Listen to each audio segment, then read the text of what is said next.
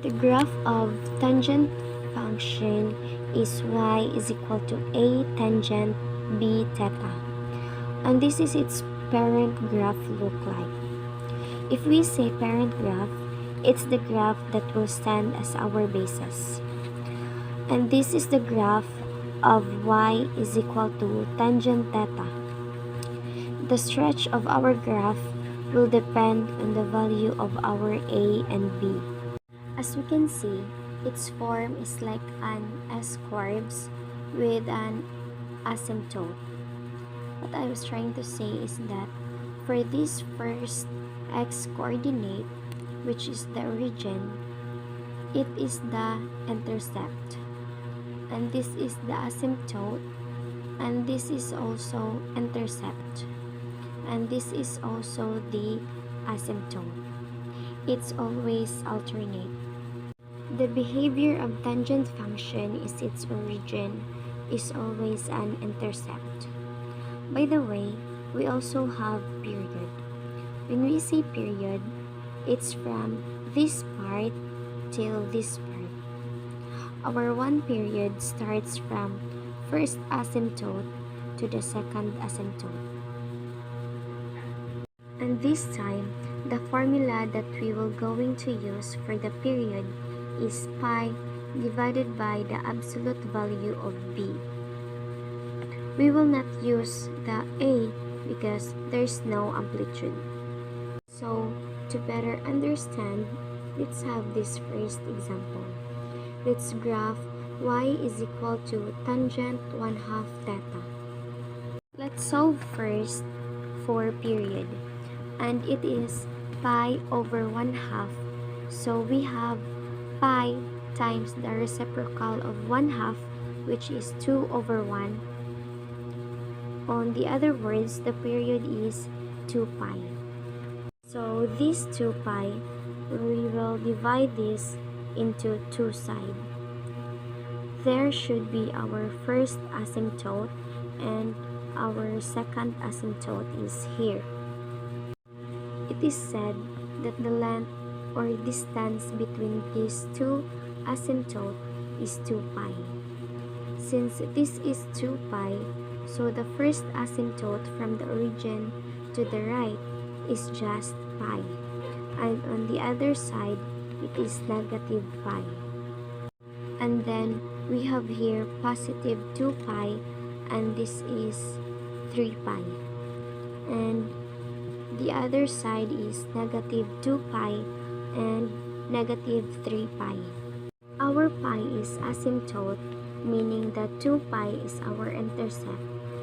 And this one is our asymptote also, so with the left side. So let's draw our graph, and since it's positive, we will go to the positive part, which is the upper part, and go down to the negative part or the negative side of 0. And then we will just copy paste the graph and take note that it shouldn't touch to the asymptote. So this is the accurate graph of y is equal to tangent 1/2 theta. Cosecant of x. We will start with the basic one. We all know that cosecant is the reciprocal of sine graph. So what we are going to do is to graph the sine graph to use it as our guide. Okay, so if we graph the sine graph, we know it looks like this. But if we look at the sine graph here, where sine is equal to 0, what's 1 divided by 0? It's undefined, right? So what happens is you get a vertical asymptote in every graph crossing the x-axis. That's where your vertical asymptotes are going to go. Now over here with sine, the parent function is between 1 and negative 1. Over here, we see sine is 1. So what's 1 divided by 1? It's 1, right? Say over here it's a half. What is 1 divided by a half? That's 2. Okay, so what happens is we get a graph that looks like this. Okay, and like this. So we just graph the sine graph to help us, or we use it as our guide to get our graph for cosecant. That's the basic graph for cosecant. So for secant, it's just the exact same idea for cosecant. So say for example, we want to graph secant. Secant is the reciprocal of cosine. Okay, so what we're going to do is to graph the cosine graph. Which starts with the maximum, goes to 0, down to the minimum, back to 0, back to the maximum, like that, and of course, it repeats. And then again, wherever crosses the x-axis, because this is 0 and we can't divide by 0, we're going to get a vertical asymptote. Okay, and after that, our graph is going to coincide at this maximum point and at this minimum point. Okay, they just coincide. They just cross right at that one point. So basically, that's the basic graph for secant graph.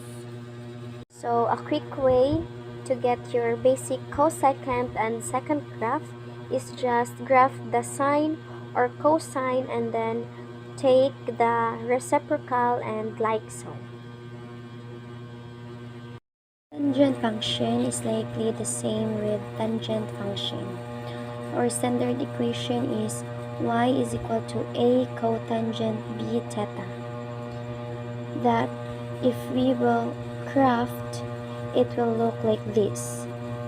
If you notice, it's the same with the tangent function due to having intercepts, asymptotes, and the markers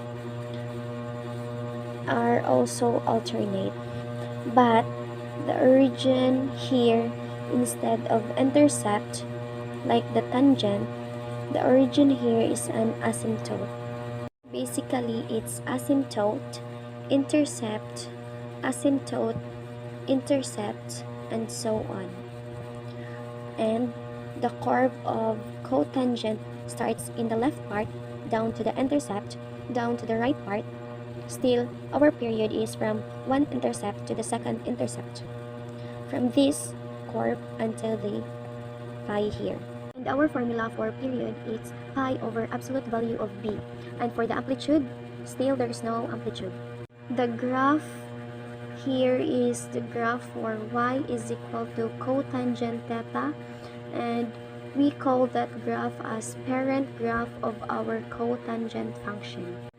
So let's have this example. Y is equal to cotangent 2 theta. Let's solve for period. This is pi over 2, or basically it's pi over 2. So if pi over 2, starting from our origin or our y-axis, it will become asymptote. Then let's count 2. Our second marker will be pi over 2, and that will serve as our second asymptote. And another pi is our asymptote. For the next marker, we have 3 pi, and for the negative part, this will also be negative pi over 2, and also this is our asymptote. This will be pi over 4 as our intercept, and 3 pi over 4, and 5 pi over 4, and 7 pi over 4 intercepts. And for the left side, of course, this is negative pi over 4 intercepts. Now it's time to graph the curve. Starting here, down to the intercept, down to the other asymptote, and let's just copy this to the other side.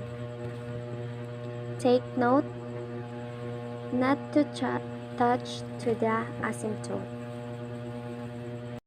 This is the accurate graph for y is equal to cotangent to theta.